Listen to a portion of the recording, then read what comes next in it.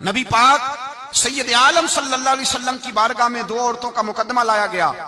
یا رسول اللہ صلی اللہ علیہ وسلم، ایک عورت نماز پڑھتی ہے، صدقہ کرتی ہے، عبادت گزار ہے، لیکن حضور زبان اس کی ٹھیک نہیں، رویہ ترش ہے، تلخ بولتی ہے، اپنی گفتگو کے اندر وہ لوگوں کی بے عزتی کر دیتی ہے، رسوائیاں کرتی ہے، دل توڑتی ہے.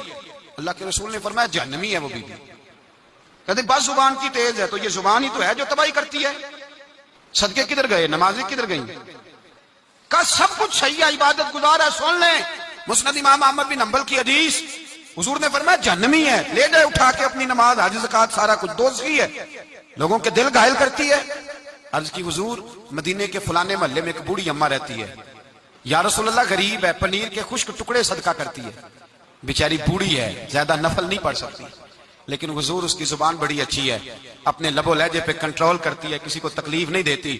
میرے رسول پاک نے فرمایا جا کے اسے خوشخبری دے دو کہ اللہ کے رسول فرماتے ہیں رب تجھے ضرور جنت عطا فرمائے گا. ایک شخص نے مجھے کہا کہ میں بیمار ہو گیا ہوں، فلاں آدمی مجھ سے ناراض ہے، میری صلح کرا دیں، زندگی کا پتہ نہیں. میں نے ان سے گزارش کی، میں نے کہا یار صلح کر لیں. وہ کہہ رہا ہے، کہنے لگے میں آپ کے کہنے پہ صلح کر لیتا ہوں، لیکن جو لفظ اس نے کہے تھے وہ مجھے بھولتے نہیں.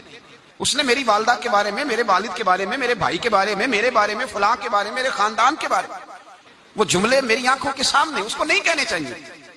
اس کے لفظوں کی وہ کڑواہٹ اب بھی جب وہ سامنے آتا ہے تو وہ لفظوں کی کڑواہٹ مجھے بھولتی نہیں، وہ میرے لیے سہانے روح ہو گئی. اگرچہ بھول جانا چاہیے، حکم شرع یہی ہے، لیکن لفظوں کے اندر جو سختی ہوتی ہے، جملوں کے اندر جو تلخی ہوتی ہے، وہ انسان کو کبھی بھولتی نہیں. وقت گزر جاتا ہے، ہم تھوڑی دیر کے لیے اپنی زبان کو اگر قابو میں رکھ لیں، پابندی لگا لیں، کچھ دیر کے لیے اپنے اوپر کنٹرول کر لیں، تو ہو سکتا ہے بہت ساری روحوں کو ہم گھائل کرنے سے بچ جائیں.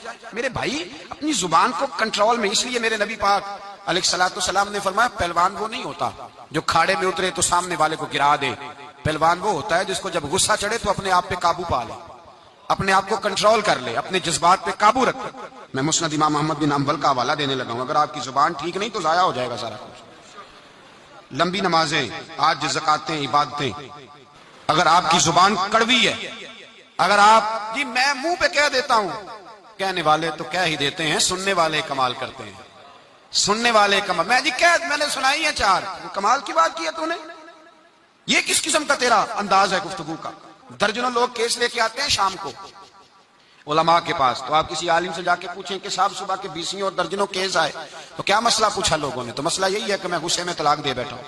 قابو ہی نہیں ہے. خاتون بات کرتی ہے تو اتنا سخت جملہ کہہ دیتی ہے، اور خامد کے پاس پہلے ہتھیار موجود ہے، وہ تو کہتے ہیں مجھے ماں بدولت کوئی چھیڑ دیا ہے، مجھے نواب صاحب کو آپ نے کہہ دیا چلو طلاق طلاق طلاق، فارغ، چھٹی ہو گئی. میرے نبی پاک سید عالم صلی اللہ تعالی علیہ وسلم نے کبھی کسی شخص کی سخت گفتگو کے جواب میں بھی سخت جملہ نہیں بولا. نرم گفتگو کرتے، نرم بات کرتے.